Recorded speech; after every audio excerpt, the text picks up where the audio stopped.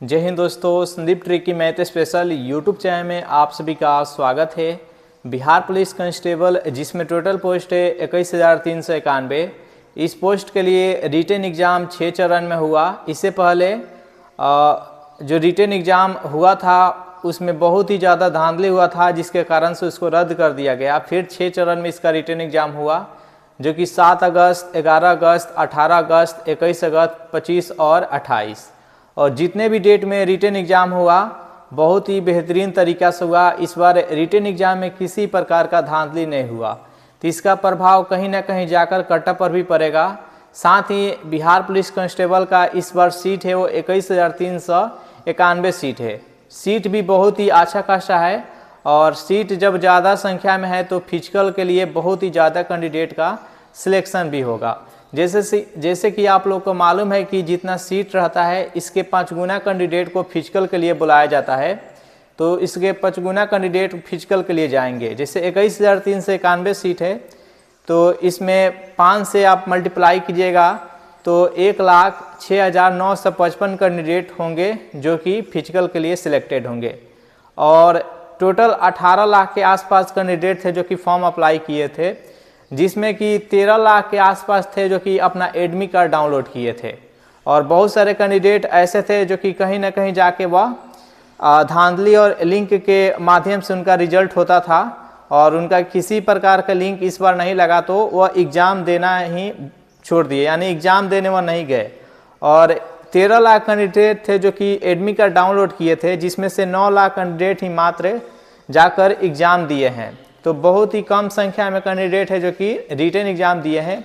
और उसमें भी बहुत सारे कैंडिडेट हैं जो कि अपना ओमारे सीट खाली छोड़ के आए हैं। वह देख रहे हैं कि कहीं ना कहीं अंदर से अगर लिंक लग जाए और उनका ओमारे सीट अंदर से रंगा जाएगा, तो इस विश्वास पे वह है और रनिंग भी कर रहे हैं। लेकिन उनका एक नहीं चलने वाला है और उनका किसी प्रकार का रिजल्ट होने की संभावना नहीं है।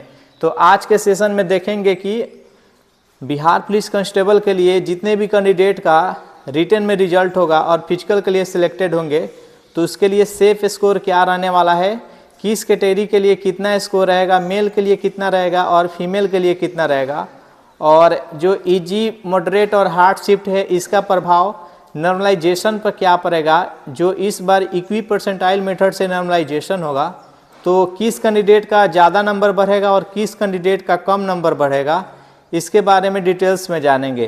तो इस सेशन को आप लोग अंत तक देखिएगा और इस सेशन से जुड़ जाइए। जो भी कैंडिडेट अभी तक इस सेशन को लाइक नहीं किए हैं तो लाइक कर दीजिए, और चैनल से नहीं जुड़े हैं तो चैनल को आप लोग सब्सक्राइब कर दीजिए। तो चलिए सेशन स्टार्ट करते हैं। तो देखिए, टोटल 21,391 पोस्ट है, इसके 5 गुना कैंडिडेट का रिजल्ट होगा, और 1,06,955 कैंडिडेट फिजिकल के लिए सिलेक्टेड होंगे। इससे पहले इतना बड़ा वैकेंसी कभी नहीं आया था, तो बहुत ही अधिक संख्या में कैंडिडेट को बुलाया जाएगा फिजिकल के लिए। उसके साथ ही क्वेश्चन का लेवल भी अच्छा खासा था, और इस बार के रिटन एग्जाम में किसी प्रकार का धांधली नहीं हुआ है, तो इसका भी इफेक्ट पड़ेगा।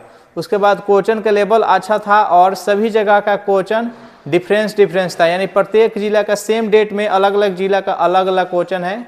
तो जिसका भी शिफ्ट इस बार हार्ड रहेगा या मॉडरेट रहेगा उसका ज़्यादा प्रॉफिट होगा, नॉर्मलाइजेशन में उसका ज़्यादा नंबर वृद्धि होगा। तो चलिए अब कैटेगरी वाइज देख लेते हैं, और अंत में देखेंगे कि नॉर्मलाइजेशन में किसको ज़्यादा फायदा होगा।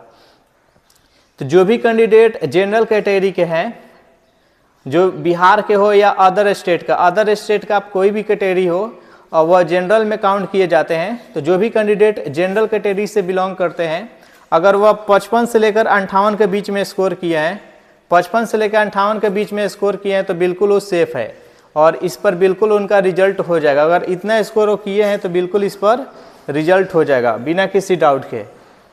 उसके बाद नेक्स्ट अगर कैटेगरी की बात करें हम, ये तो मेल का हुआ। अगर फीमेल की बात करें तो फीमेल में जो भी कैंडिडेट 45 प्लस स्कोर किए है और जनरल कैटेगरी से बिलोंग करती है, तो बिल्कुल उनका रिजल्ट हो जाएगा।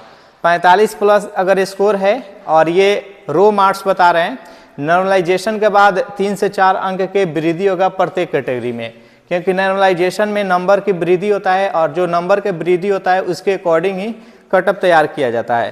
तो नॉर्मलाइजेशन में प्रत्येक कैटेगरी में 3 से 4 नंबर का वृद्धि होगा। ये जो कटअप हम बता रहे हैं ये बिफोर नॉर्मलाइजेशन बता रहे हैं, रो मार्क्स पर बता रहे हैं। चलिए नेक्स्ट हम EWS की बात करें तो EWS के जितने भी कैंडिडेट हैं अगर उनका स्कोर 48 प्लस है, 48 प्लस उनका स्कोर है तो बिल्कुल उनका 100% रिटन में रिजल्ट हो जाएगा। और जितने भी कैंडिडेट का उतना स्कोर है वो जितने भी EWS के हैं तो वह फिजिकल की तैयारी कर सकते हैं, क्योंकि इसका फाइनल मेरिट लिस्ट फिजिकल पर ही बनेगा। और अगर आपका फिजिकल अच्छा रहेगा तो फाइनल मेरिट लिस्ट बनेगा, उस टाइम आपका ज़्यादा नंबर होगा और आसानी से आपका मेरिट बन जाएगा बिना किसी डाउट के और दिक्कत के। आप 100% कंफर्म हो जाइएगा। नेक्स्ट अगर कैटेगरी की बात करें तो EWS के फीमेल का बात कर लेते हैं।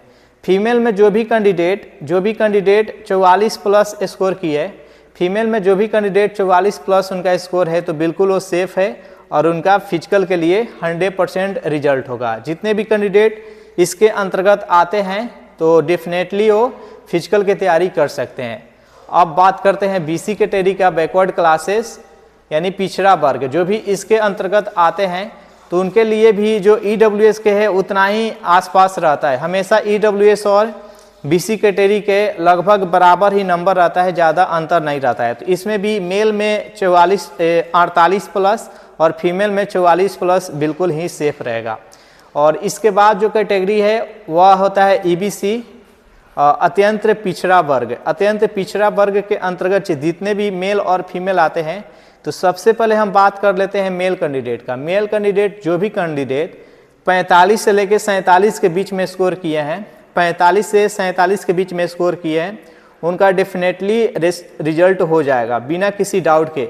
1 लाख से ऊपर कैंडिडेट का फिजिकल के लिए रिजल्ट होगा और इतना स्कोर बिल्कुल सेफ रहेगा।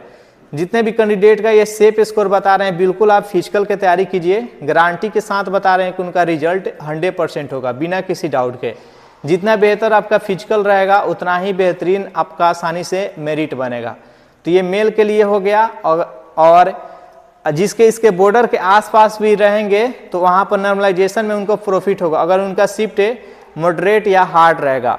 इस बार बहुत ही ज़्यादा बदलाव होगा रिजल्ट में। जिनका शिफ्ट मॉडरेट या हार्ड रहेगा उसके नंबर में अधिक वृद्धि होगा। अंत में देखेंगे कि नॉर्मलाइजेशन में किस शिफ्ट वाला का किस डेट का जो इसका एग्जाम है उसका ज़्यादा प्रॉफिट होगा। अगर फीमेल की बात करते हैं तो 43 प्लस स्कोर अगर फीमेल का है, 42 से 43 तो बिल्कुल सेफ है और इस पर बिल्कुल उनका रिजल्ट हो जाएगा। EBC का जो 42 से 43 अगर स्कोर है तो इस पर डेफिनेटली हो जाएगा। नेक्स्ट अब बात कर लेते हैं AC कैटेगरी का। तो सबसे कम अगर किसी कैटेगरी के जाएगा तो AC कैटेगरी ही जाएगा। AC कैटेगरी में सबसे पहले कि सीट अधिक रहता है, लगभग 16 से 17% AC कैटेगरी का आरक्षित सीट रहता है। उसके साथ ही जो तांती तत्व था पहले AC कैटेगरी में था, फॉर्म अप्लाई से पहले तांती तत्व AC कैटेगरी में था, लेकिन वर्तमान समय में वो EBC में कर दिया गया है। तो उनका उतना सीट तो खाली हो गया और उसके जगह पर AC कैटेगरी के पहले जो कैंडिडेट है वह उस पर फाइट करेंगे।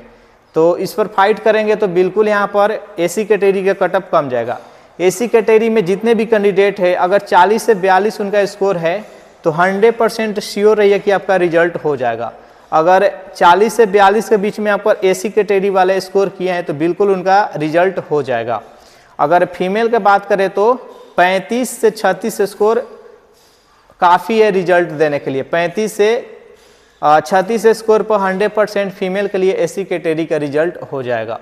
नेक्स्ट अगर बात करें तो ST कैटेगरी का, तो ST कैटेगरी में लगभग इसका भी 40 से 42 रहेगा मेल के लिए और फीमेल के लिए 35 से 36 स्कोर रहने वाला है। तो इस प्रकार से जितने भी कैंडिडेट हैं, जितने भी उनका अदर कैटेगरी होता है मेल और फीमेल का, सभी का जान लेते हैं।